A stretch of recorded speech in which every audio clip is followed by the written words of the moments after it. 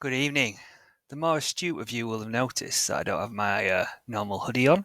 Actually got my pyjamas on, my snuggie. That's because it's freezing and heating costs about £1,000 a minute, so I'm not putting it on. I've got myself a hot chocolate. You can notice it's a green hot chocolate, purest green. A little bit of a Blackadder reference for you. Um, so hopefully get your pyjamas on, get yourself a beverage, and let's have a look at what we're going to address today. Um, I've had a breakthrough, I'll say. I've been doing this series on uh, Yorkshire heroes and looking at famous figures from around the area, and people noticed. I had people from my village come up to me and they've given me a set of these books, which I am excited to share with you. I haven't actually read them yet. I thought I'd do it live. Should we see what we've got? Unfortunately, because I'm reading, most of the time you'll be looking at the top of my head, but you can let me know if I'm getting any bald spots. Right. We sitting comfortably. We can trace Great Houghton back to the reign of Edward the Confessor, which is around 1042 to 1066. In the time of Edward, the three sons of Hundine had 5 carucates and 2 bovates. At Halton and Godheis had 6 bovates. Riveting stuff. Hold on a second, because I saw this at the back. Let's have a look at what these things mean. Right, a glossary. Knight's fee. In Anglo-Saxon England and Ireland, a knight's fee was a unit of land deemed sufficient to support a knight. It would not only supply sustenance for himself, his family, esquires and servants, but also the means to furnish himself and his revenue with horses and armour to fight for his overlord in battle. Can you see my thing? Geld. A geld was an Anglo-Saxon land tax that was continued by the Normans. It was assessed on the number of hides. What is a hide? From the Anglo-Saxon word meaning family. In the early medieval period, a land holding that was considered sufficient to support a family, which was roughly 120 acres. How times have changed! 120 acres to support one family. I think I've got maybe the largest garden in the village, and mine's about 0.3 acres. 120. Right. Oof. A bovate. A bovate was an Old English unit of land that was equivalent to 1/8 of a carucate. So, what is a carucate? It's like using furlongs and yards and everything. This. A carucate was a unit of land equivalent to a hide and represented the amount of land which could be ploughed by one plough team. A demesne. A demesne was land that was in possession of a lord. A wapentake. That's a good word. A wapentake is a subdivision of a riding. It was originally indicated an assembly point where votes could be cast in the showing of weapons. It is an obsolete administrative centre in the north of England. A massuge. It's not someone who gives you a bit of a rub on your back when you're aching. A massuge is a dwelling house with outbuildings and land assigned to its use. A villain, again, not what you think, is a low-status tenant who worked as an agricultural labourer and usually cultivated 20 to 40 acres, although they might see us as villains now. Cottager. A cottager was a low-class peasant with a cottage, but with little or no land, and worked as a simple labourer. A toft. A toft was an entire holding consisting of a homestead and the attached arable land. Cottage, a small, simple, single-storey house. Well, we know a cottage. I'm not going to remember any of that. Hopefully you guys will. Anyway, let us continue. Let's just imagine it's land when we talk about these things. In 1086, the time of the Domesday Book, there was one carucate in Demesne and 6 villains and 5 borders having 6 carucates. It gets better, I promise. At the time of the Domesday Survey, 1086, Houghton Halton, it was called then, consisted of a total population of 11 households, with quite small in brackets. Total taxed assessed, 6 geld units, quite large. We're always known for getting taxed too much around here. Tell you, my house is band F, and it's not even the biggest house here, but the bigger houses, they're all band Bs. Anyway, can't go back to William the Conqueror. Taxable units. A taxable value of 6 geld units. Value. Value to the Lord in 1066, £2. Value to the Lord in 1086, £1. That was a bit of a creative accounting going on there. Households. There's 6 villagers with 5 smallholders. Not many people there. Ploughland. 5 ploughlands can plough, 1 lord's plough team, 5 men's plough teams. Other resources. So it sounds like nearly everybody in the village was a farmer. Woodland, 0.5 league, 6 furlongs, mixed measures. Lords in 1066, Godheis, which was Hundine's sons. And then the Lord in 1086 was Richard of Soderval. Tenant-in-chief in 1086 was Count Robert of Mortain. So who was Robert of Mortain? We've got a nice little image of him there. Can you make that out? Not even AI generated. I think that's an original photograph. Robert of Mortain, the son of Herloin of Conterville and Herleva of Falaise, was born in Normandy in 1038. Herleva was also the mother of William of Normandy. I wonder if that's William the Conqueror. Richard Fitzgilbert and Odo of Bayeux, where the Bayeux tapestry comes from. In 1048, William of Normandy had a dispute with William of Walling. William began to doubt the loyalty of William of Walling and gave his land to Mortain to Robert. When William the Conqueror decided to invade England in 1066, he invited his 3 half-brothers, Robert, Richard Fitzgilbert, and Odo of Bayeux, to join him. Robert of Mortain contributed 120 ships to William the Conqueror's invasion fleet. After his coronation in 1066, William the Conqueror claimed that all the land in England now belonged to him. William retained about a fifth of this land for his own use. The rest was distributed to those men who helped him defeat Harold at the Battle of Hastings. Funny enough, even today, the same people own a fifth of the land in England.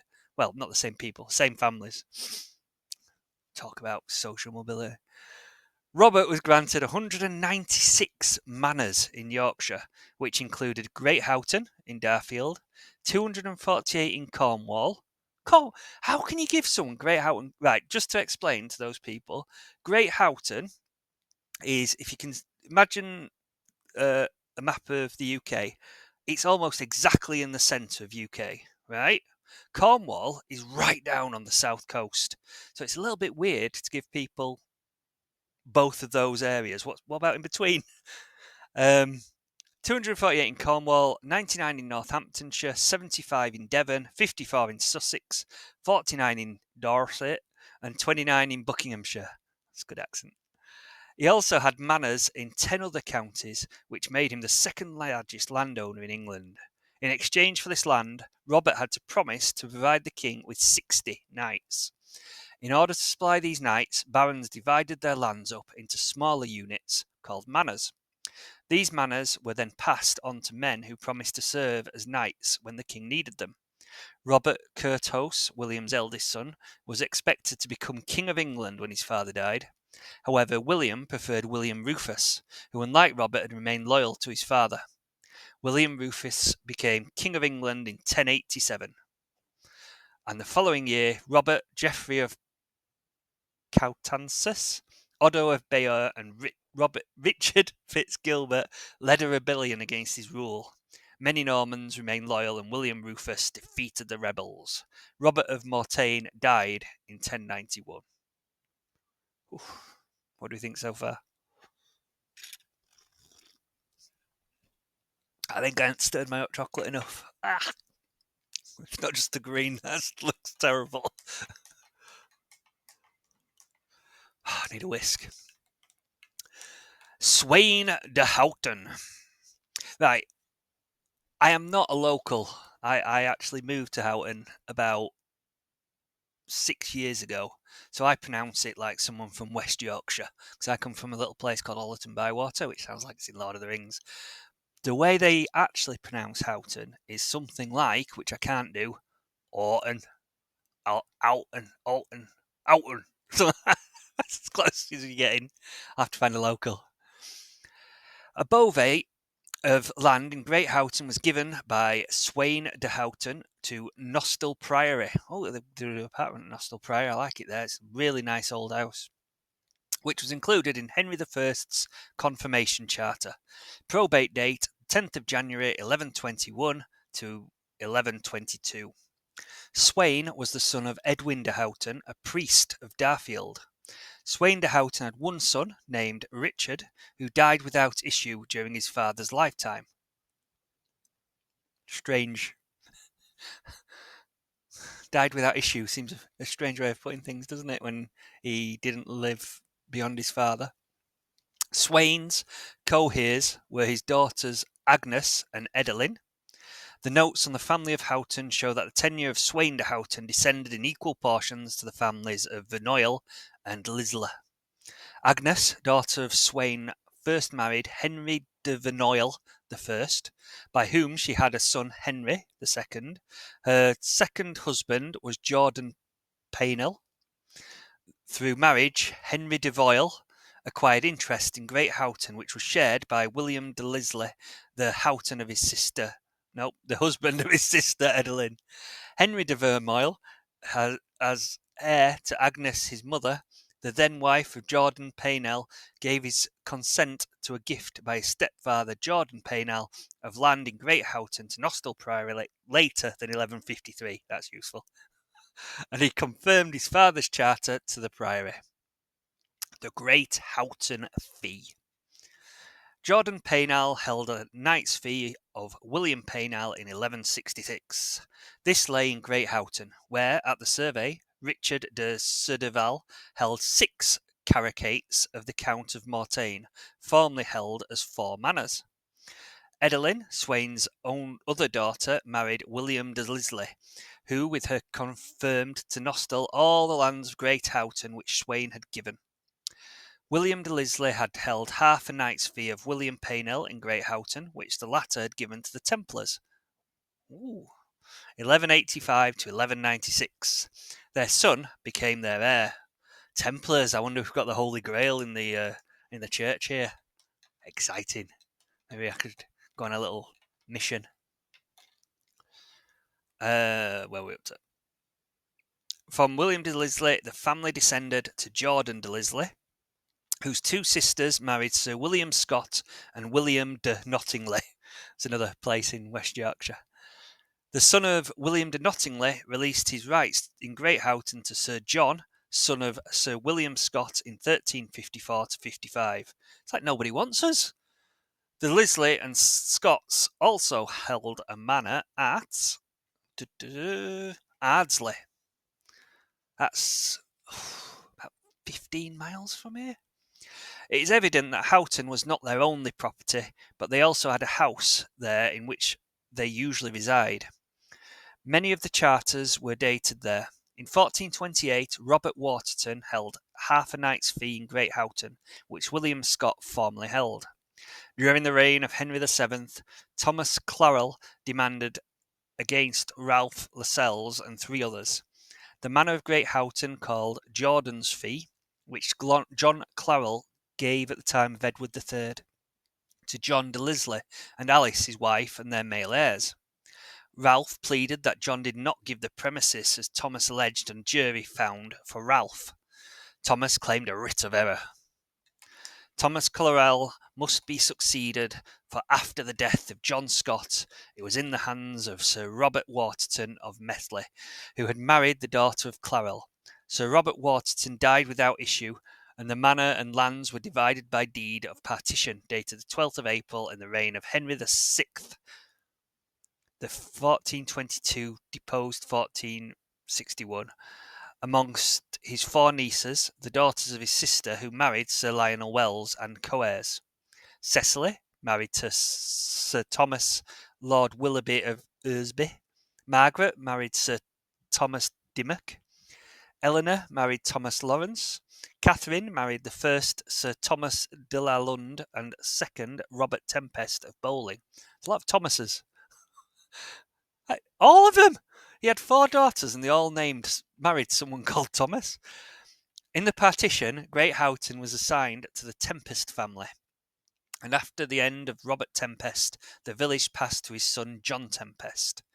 I think I've seen a sign with Tempest on somewhere. I'll have to remember that next time I go looking around the village. Anne Tempest, 1505 to 1536, the daughter of Sir John Tempest of Great Houghton, 1472 to 1509, married Sir Edward Boleyn. That is a familiar name, isn't it? I wonder if he's... Oh, here we go. In 1515, and so became the aunt of Queen Anne Boleyn.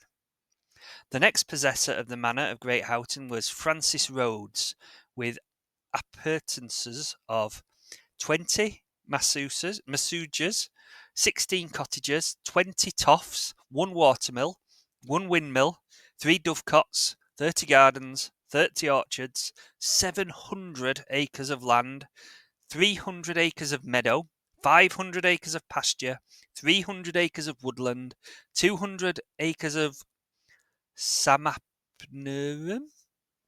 Is that a Lord of the Rings town? 200 acres of moorland. The Rhodes family also had income of 53 shillings and 4 pence rent, with appurtenances in Great Houghton, Little Houghton, Billingley, and Darfield. The Rhodes families are descendant from the De Rhodes of Normandy, who came over to England to assist William the Conqueror in his campaign in 1066. Told you, nothing changes. They were hereditary knights of Flanders and were assured great rewards in England. Hugh de Rhodes returned to France, and the family sent Gerard de Rhodes back to England, and it is through him the English branch was established. In the 14th century, the de Rhodes family prospered by always being at the beck and call of the English kings and princes. A few generations later, the Rhodes family estates in Nottingham seem to have been divided or disposed of. Others in Yorkshire and Derbyshire were retained, where a branch of the family moved. William Rhodes married Emma, the daughter and heiress of John Cacamores of Staveley, Woodthorpe in Derbyshire. Staveley Woodthorpe remained the family seat until Francis Rhodes built Balborough Hall in about 1583. Francis Rhodes, born 1503, died 1588, was born at Staveley Woodthorpe. He was an English judge. He was educated at Sir John's College, Cambridge, but did not graduate. He entered Gray's Inn in 1549 and was called to the bar in 1552. He was Lent Reader in 1566 and Double Reader in 1576. He made a considerable fortune from this practice, and in 1577 he bought the manor of Hanley and Staveley from Edmund West. He was raised to the degree of coif in 1578 and was made Queen's Sergeant on August the 21st, 1582. He was raised to the bench of the Common Pleas and took part in the trial of Mary Queen of Scots at Fotheringay in October 1586, though he was not one of the main judges. Francis Rhodes died at Staveley Woodthorpe in 1588. His principal seat was at Balborough Hall, but he also purchased estates in Billingley, Darfield, Great Houghton and Little Houghton.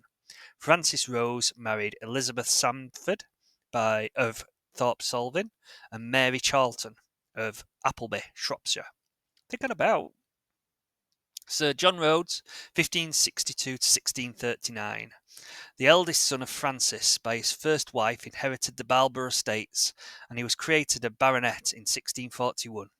Sir John's son Francis died in 1643, and the title ended with the death of the 4th Baronet, Sir John Rhodes, in 1743. Darfield and Great Houghton passed to Sir Godfrey Rhodes, who was the eldest son of Francis Rhodes by his second wife.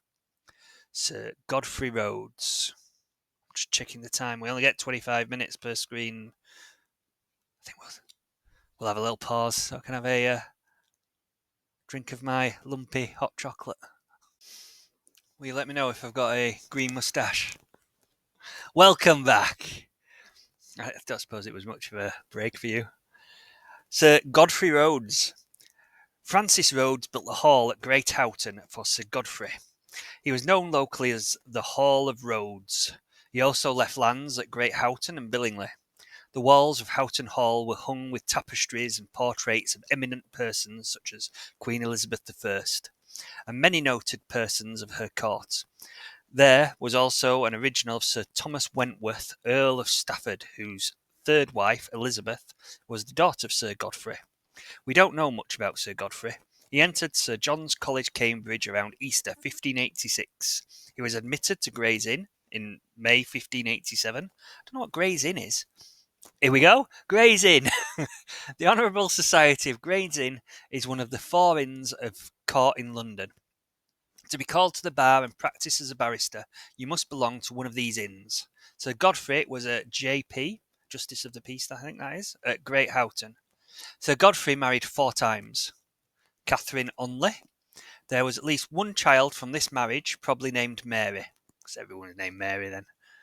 Anne Lucknow married in 1598 and was the mother to all of his surviving children, which was Edward Rhodes, son and heir, 1600 to 1666, Great Fire of London.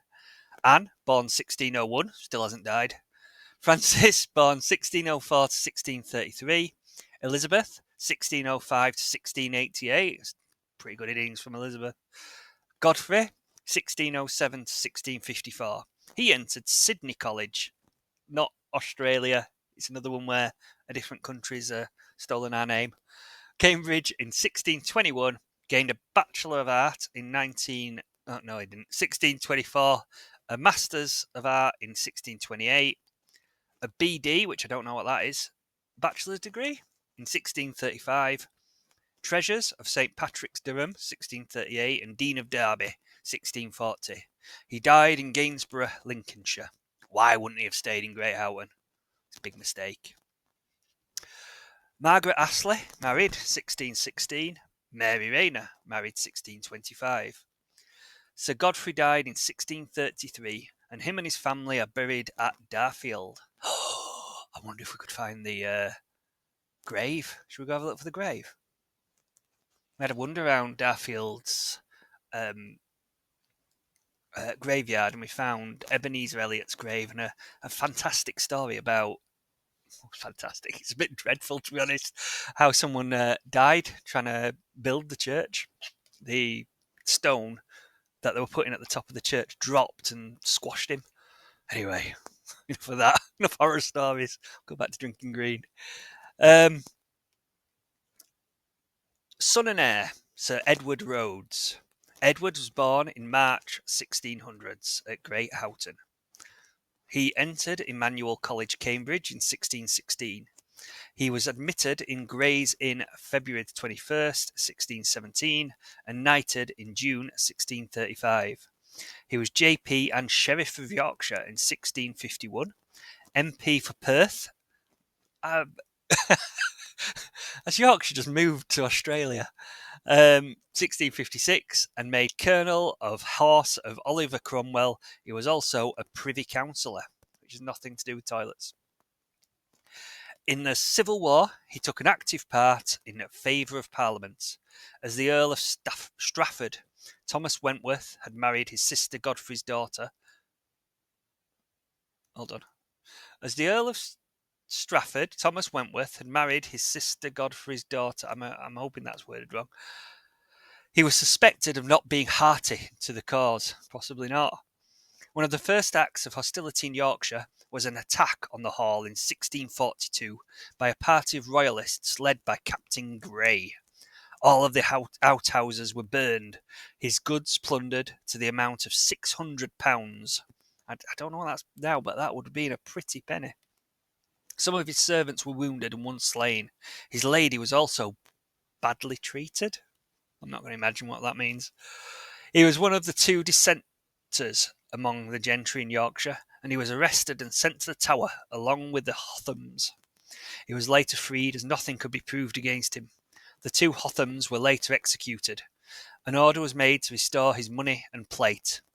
After the battles of Preston, he was ordered by Cromwell to pursue the Duke of Hamilton. He lived until after the Restoration and was High Sheriff of the county. He continued as a dissenter, and it is thought the reason why he was permitted to fill his office is because of his connection to the Earl of Strafford. It's who you know, isn't it? Sir Edward Rose married Mary Whitcomb. Their children were Godfrey Rhodes, 1631-1681. He was born in Great Houghton and entered Emmanuel College, Cambridge in 1646. He was admitted to Gray's Inn the 21st of March 1640-41 and again in February 1651-1652. He was MP for Linlithgow, Stirling and Clackman in 1556 to 1558. He died unmarried April 27th, 1681 and is buried at Darfield again. Mary Rhodes, born 1633 to 1660, married John Wordsworth. Hammond Rhodes, 1635 to 1688, born at Great Houghton and entered Sydney College, Cambridge in 1662. He gained a Bachelor's Art in 1665 and was ordained deacon December 22nd, 1667. He was chaplain to his aunt, the Countess of Strafford, and died unmarried June 5th, 1688. He was buried at Darfield. I think we need to go have a look again, don't we? Anne Rhodes. I don't remember the gravestones going back that far, but with these being such a prominent family, I'm wondering whether they're buried in the actual church itself.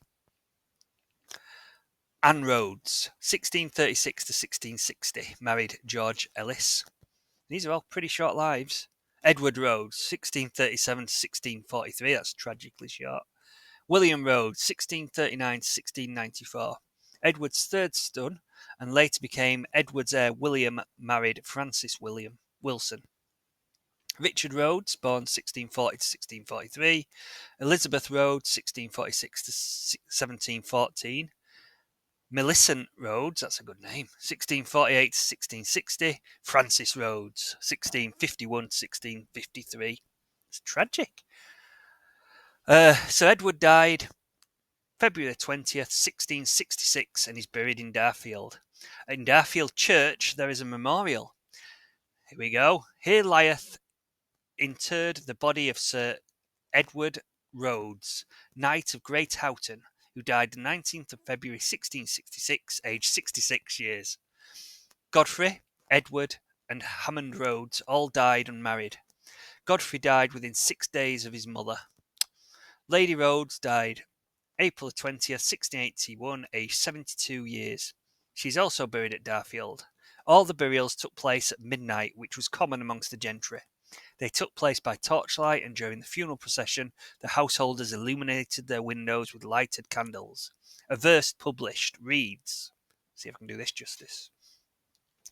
Now Houghton Hall with double mournings clad, the noble lady and the squires dead. She hath a crown and his coronet. Let Houghton Hall their memory revive. Keep up religion, you do that survive. Let's meet and pray and preach till we be fit, as blissful peers with them in heaven to sit. I dare not attempt their virtues' fame, their graves and their gifts but once to name. The Rhodes family were eminent for their non-conformity, and they knew we'd be rebels. And they gave asylum to the ejected and persecuted clergy of that time. During the time, that was when the dissolution of the monasteries was going on under Henry VIII, and when we had his death, it would be after, wouldn't it, in the 1600s? His death saw a turbulent time. We had Mary and Elizabeth as his heirs, so the Catholics were keen on Mary being his rightful heir because she was the firstborn daughter, whilst the Protestants wanted Elizabeth because that meant we could have the Church of England. Because Henry became, I can't remember if he was excommunicated or decided to leave the Catholic faith and set up his own church. So we ended up with the English Civil War around those two, and we ended up with Bloody Mary sacrificing all the Protestants, and then Elizabeth got in and she sacrificed all the Catholics. It was an awful time. But it sounds like the Rhodes family. Let's see what the Rhodes family did. I won't spoil it. The Rhodes family were eminent for their nonconformity, and they gave asylum to the ejected and persecuted clergy of that time. Sir Edward Rhodes erected the chapel, now called St. Michael's and All Angels Church, which is just at the end of my street. It's a lovely little church. In 1650, for religious worship by his family and tenants. The first religious ordinance of the chapel was the baptism of one of his younger sons. The patronage was kept entirely in the hands of the family, so it never became united to the establishment. It was private for many years, but became episcopally licensed for worship in 1849. In 1906, it became part of the Church of England. William Rhodes. William Rhodes, the third son and heir, had two sons. Godfrey died unmarried in 1709. Richard, his second son, married Martha, daughter of Elkanah. Richard died February the 4th, 1720, leaving his daughters as co-heirs. The eldest daughter, Mary, died unmarried in March the 14th, 1789, and is buried at Darfield. Martha, the younger sister, married Hans Busk, and they had three daughters. Mary Ann married James Milnes, Esquire. Martha died unmarried. Rachel married Richard Slater Milnes, Esquire of Fryston. The Rhodes estate later descended to the Milnes family. The Milnes family. Richard Slater Milnes, 1759 to 1804, acquired property at Great Houghton through his wife Rachel, the daughter of Richard Rhodes. He found the hall at Great Houghton in a state of decay. He spent £1,000 in alterations and repairs, and meaning to make it his abode, but after residing there for only 10 weeks it was abandoned to his tenants, and he took up his abode at Fryston. Their son, Richard Pemberton Milnes, married Henrietta Monckton, and it was their son Richard Monckton Milnes, 1890 to 1885. That runs nicely, doesn't it? Richard Monckton Milnes, who was created the first Baron of Houghton. Oh, we've got a picture of Richard Monckton Milnes. What do we think?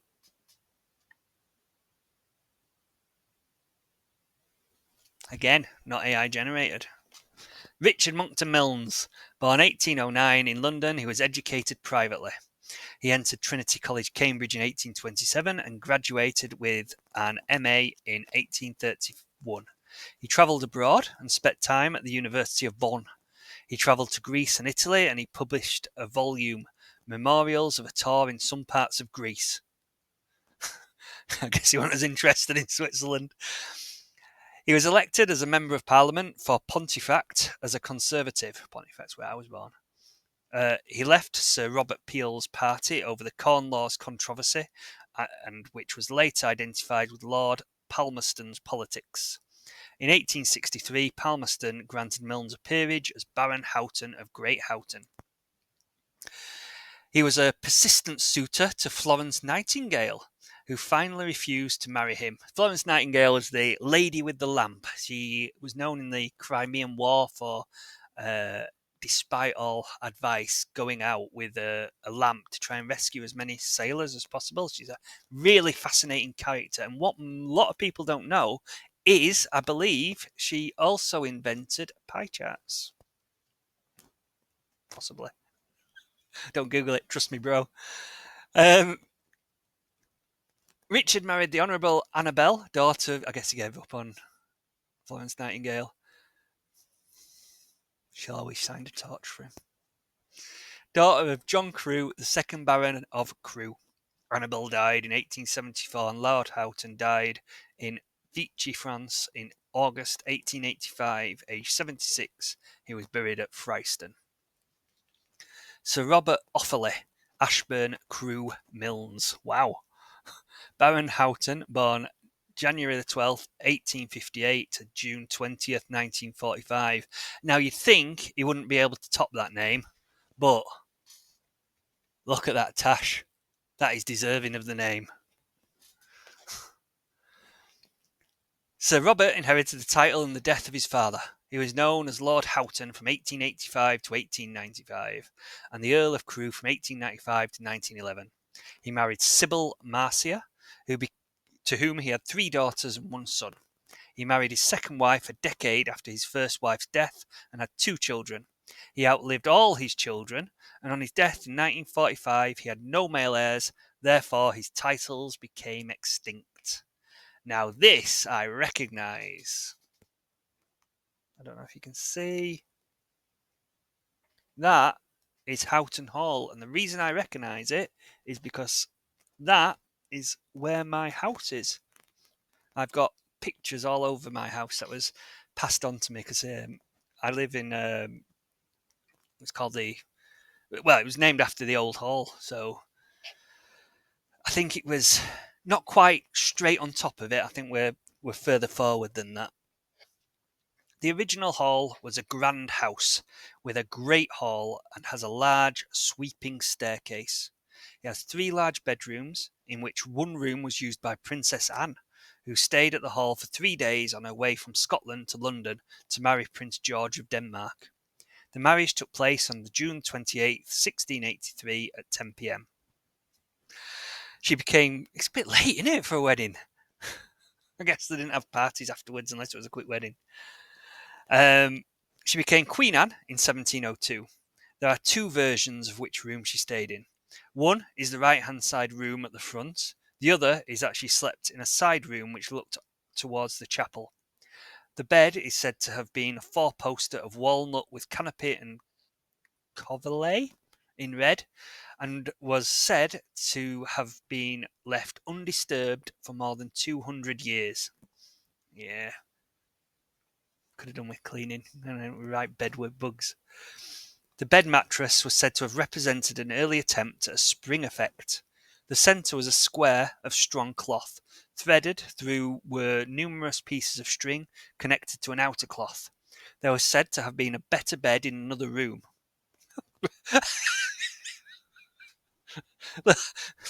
Don't give her the best. The hall is said to have had passages between the walls and steps inside the turrets. There were huge cellars with a passage to the chapel. The walls in the passage were decorated with swords and animal heads. The hall was said to have been famed for its oak panelling, which was later to be sold to America for £1,600. I wonder where that went. From 1862 to 1889, the hall was known as the New Inn. That is interesting because I've been taking the mickey out of the guy who used to own this house before me. He was a property developer, and he built a house on the same land as mine was on, just next door to me.